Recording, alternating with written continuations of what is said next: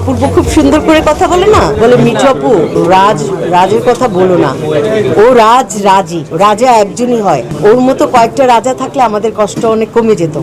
এটা আমাদের গল্প, এই যে তার সঙ্গে 17 বছর ধরে কাজ করছি, এটা আমাদেরই গল্প, সম্পর্কের গল্প, তোমাদের গল্প করার সময় মনে হয়েছে আসলেই একজন মোস্তফা কামাল রাজের মতো অনেকগুলো রাজ আমাদের দরকার।